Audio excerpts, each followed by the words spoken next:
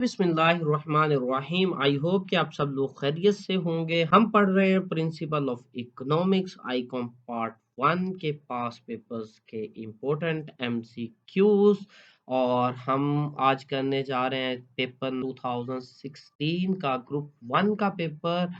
और इससे पहले कि हम स्टार्ट करें, आप लोगों से रिक्वेस्ट है कि जो चैनल पे नए हैं काइंडली चैनल को सब्सक्राइब कर लें, वीडियो को लाइक और शेयर करते रहें ताकि आप फ्यूचर में आने वाली वीडियोस पहुंचती रहें। थैंक यू वेरी मच और लेट्स स्टार्ट। पहला है आपके पास MCQs number 1। Law of decreasing return is immediately applied on. Law of decreasing return ज्यादातर एग्रीकल्चरल प्रोडक्ट पे बड़ा इजीली इम्प्लीमेंट होता है, तो B option is the correct answer. Next है MCQs number 2। Monopoly can also be called. Monopoly को कहा जा सकता है, परफेक्ट कंपटीशन नहीं कहा जा सकता, इम्परफेक्ट कंपटीशन भी नहीं कहा जा सकता, इसमें कंपटीशन भी हम नहीं कह सकते। So D option is the correct answer because इसमें और कोई फॉर्म होती ही नहीं है, इसमें कोई कंपटीशन नहीं होता, इसलिए ये कोई भी ऑप्शंस में से ठीक नहीं है। D answer is the correct answer. Question number 3। Presented the quantity theory of money. Quantity theory of money Fisher ने प्रेजेंट की थी। C option is the correct answer. ज़कात on government level in Pakistan was implemented in. Government of Pakistan ने 1980 में ज़कात पूरे मुल्क में कंपल्सरी करार दी थी। A option is the correct answer. Next है question number 5। That is paper money is issued by. Pakistan में करेंसी नोट कौन इशू करता है, पैसे कौन छापता है, तो State Bank of Pakistan note issue करता है। D option is the correct answer. Question number 6।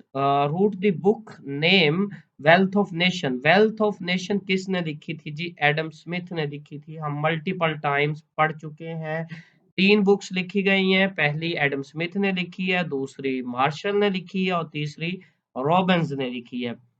Next question number 7। The reason of extension and contraction of supply is. Extension हो या कॉन्ट्रैक्शन हो, सप्लाई की हो या डिमांड की हो, that is always because of price. ये हमेशा प्राइस की वजह से, जब भी डिमांड या सप्लाई चेंज होगी तो वो एक्सटेंशन और कॉन्ट्रैक्शन कहलाती है। तो D option is the correct answer.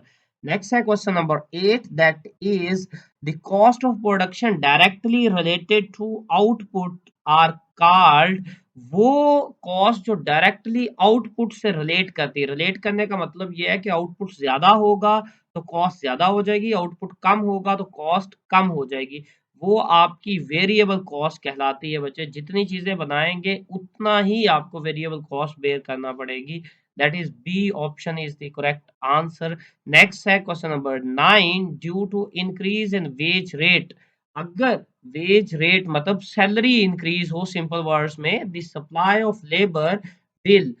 जो सप्लाई है लेबर की वो क्या होगी, ऑब्वियसली इंक्रीज होगी। अगर पैसे ज्यादा मिलेंगे तो एम्प्लॉयज ज्यादा काम करना चाहेंगे, obviously the answer is D is the correct answer.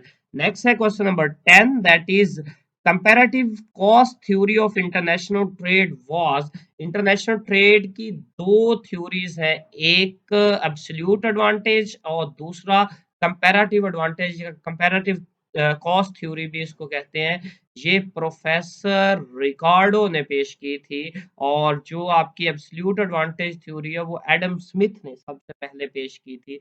तो बी ऑप्शन इसका ठीक है, याद रखिएगा बच्चे। नेक्स्ट है question number 11। National income is divided by population. अगर नेशनल इनकम जितनी भी पूरी कौम ने कमाई है उसको हम पॉपुलेशन पे, लोगों पे डिवाइड कर दे तो हमें हासिल होती per capita income. Per capita on average हम कितने पैसे कमा रहे हैं। नेक्स्ट है question number 12। That is elasticity of demand of luxurious goods is. जो हमारे पास लग्जरियस प्रोडक्ट्स होती हैं जैसे कि अच्छी कार, बड़ा घर, बड़ा एसी अच्छे वाला, ठीक है, तो इनकी इलास्टिसिटी मोर इलास्टिक होती है। जब आपकी प्राइस थोड़ी सी इंक्रीज होती है तो इनकी डिमांड बहुत ज्यादा कम हो जाती है, और जब प्राइस थोड़ी सी कम होती है तो डिमांड बहुत ज्यादा बढ़ जाती है। D option is the correct answer. Next है question number 13। The sunspot theory of trade cycle was presented by. Sunspot theory trade cycle की किसने पेश की थी? ये और क्या है जी? इसका D answer is the correct answer, W S Jevons ने ये थ्योरी पेश की थी। नेक्स्ट है question number 14, that is when total utility falls then marginal utility become, जब टोटल यूटिलिटी कम होना शुरू होती है तो मार्जिनल यूटिलिटी ऑब्वियसली नेगेटिव होती है। A is the correct answer. Last MCQs है 15, the price at which demand and supply are equal, वो प्राइस जिस पे डिमांड एंड सप्लाई इक्वल हो जाए वो इक्विलिब्रियम प्राइस कहलाती है। क्या कहलाती है? Equilibrium price. और जहां पे डिमांड एंड सप्लाई क्वांटिटी में इक्वल हो जाए वो इक्विलिब्रियम क्वांटिटी कहलाती है। ठीक है, तो इसका बी ऑप्शन ठीक है। अगर ये पूछता क्वांटिटी एट विच तो फिर ए ठीक होता। B option is the correct option. ये था जी पेपर नंबर 16 ग्रुप 1 का, और इसी तरह इंशाल्लाह हम नेक्स्ट भी करते जाएंगे।